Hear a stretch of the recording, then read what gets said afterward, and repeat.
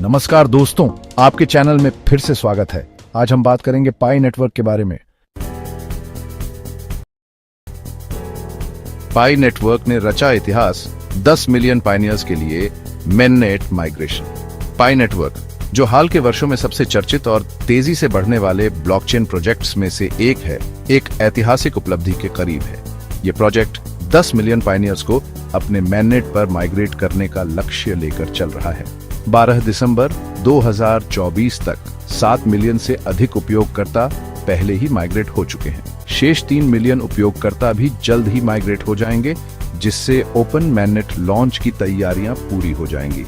यह उपलब्धि crypto currency इतिहास में सबसे बड़े ब्लॉकचेन माइग्रेशन में से एक हो सकती है, जो पीआई नेटवर्क की ताकत और उसके उपयोगकर्ताओं की सक्रियता को दर्शाती है। क्रिप्टो की दुनिया में एक अनोखी उपलब्धि।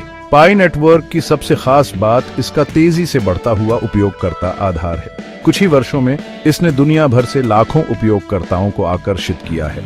यह माइग्रेशन न केवल पीआई नेटवर्क की तकनीकी क्षमता को दर्शाता है, बल्कि यह भी दिखाता है कि लोग सरल और सुलभ क्रिप्टो समाधानों की ओर बढ़ रहे हैं।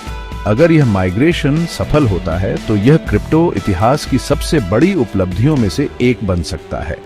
यह पाई नेटवर्क के विकास और उसकी मजबूत कम्युनिटी की ताकत का प्रमाण है।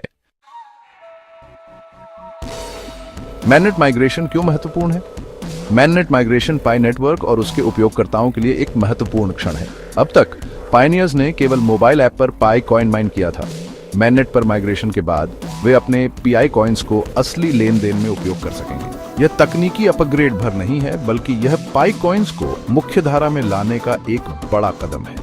उपयोगकर्ता अब डिसेंट्रलाइज्ड एप्स (डीएप्स) के जरिए लेन देन कर सकेंगे।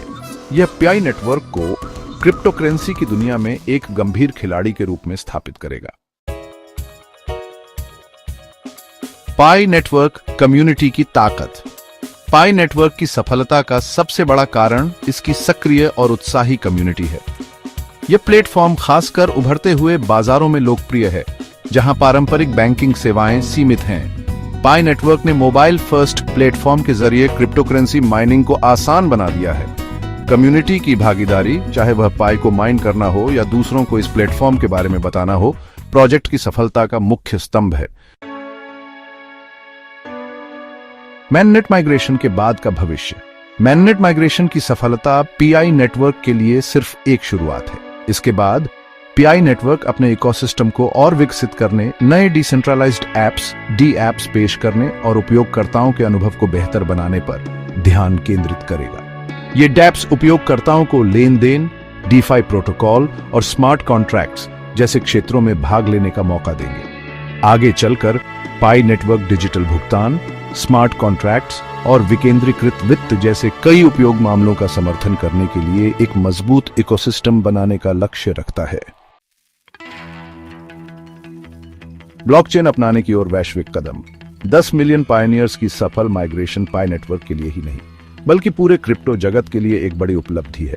यह दिखाता है कि ब्लॉकचेन तकनीक का उपयोग करके लोग अपने वित्तीय भविष्य को कैसे नियंत्रित कर सकते हैं। पाई नेटवर्क का मोबाइल फर्स्ट दृष्टिकोण यह सुनिश्चित करता है कि दुनिया भर के उपयोगकर्ता, विशेषकर वे जो पारंपरिक वित्तीय सेवाओं से वंचित हैं, इस तकनीक का लाभ उठा सकें।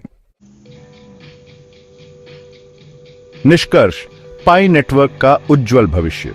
पाई नेटवर्क का 10 मिलियन पायनियर्स का मेननेट माइग्रेशन एक ऐतिहासिक उपलब्धि है।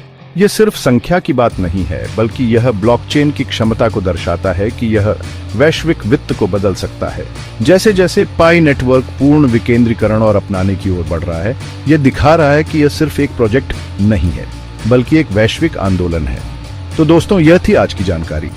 अगर आपको यह वीडियो पसंद आया हो तो इसे लाइक करें, चैनल को सब्सक्राइब करें और अपने दोस्तों के साथ शेयर करें। अपनी राय कमेंट्स में जरूर दें। अगली बार फिर मिलेंगे।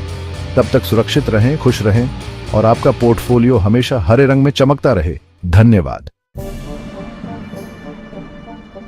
डिस्क्लेमर: यह चैनल केवल जानकारी देने के उद्देश्य से सामग्री प्रदान करता है और निवेश के लिए किसी भी प्रकार का निमंत्रण या सिफारिश नहीं करता।